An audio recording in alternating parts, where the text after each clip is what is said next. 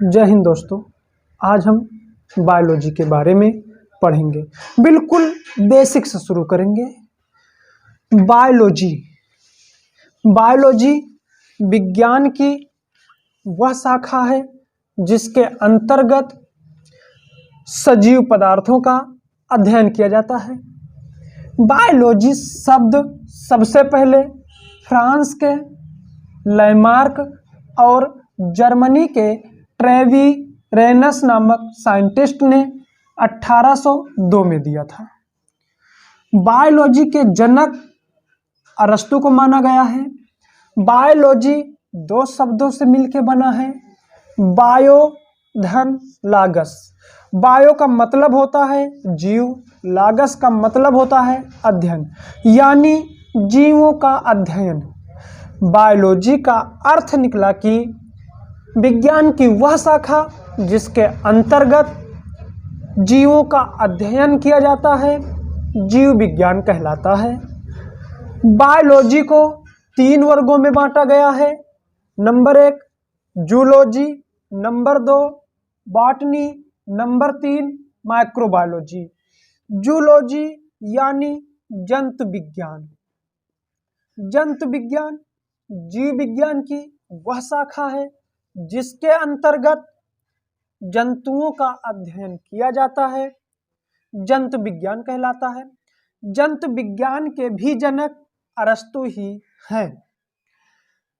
जैसे जंतु विज्ञान में अध्ययन किया जाता है मैमल्स का, एम्फीबियंस का, रेप्टाइल्स का, इन जंतुओं का अध्ययन किया जाता है।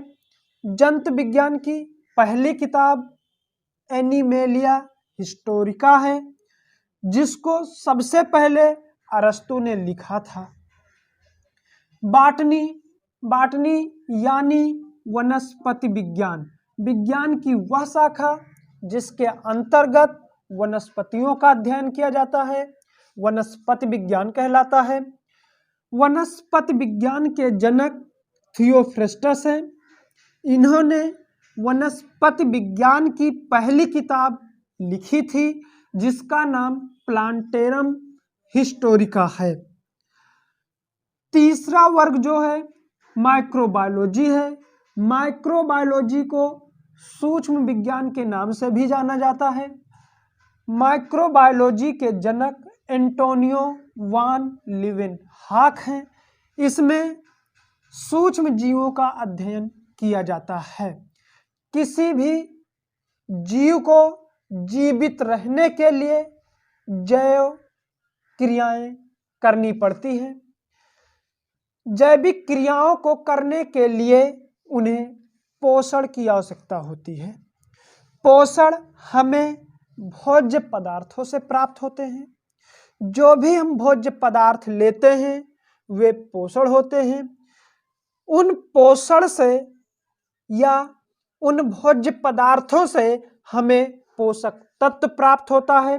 अगर हमें पोषक तत्व नहीं प्राप्त होता है तो हमारे शरीर में बहुत सारी बीमारियां उत्पन्न हो जाती हैं।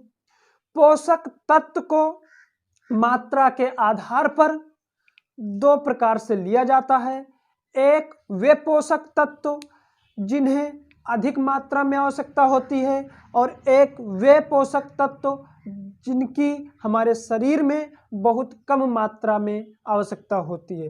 फिर भी अगर उनको हम नहीं लेते हैं तो हमारे शरीर में बहुत सारी बीमारियां उत्पन्न हो जाती हैं। अब जो अधिक मात्रा में पोषण की आवश्यकता होती है वे हैं कार्बोहाइड्रेट्स,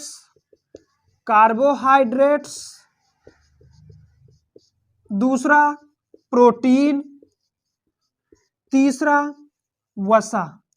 इन पोषण की बहुत ही ज़्यादा हमारे शरीर के लिए आवश्यक है।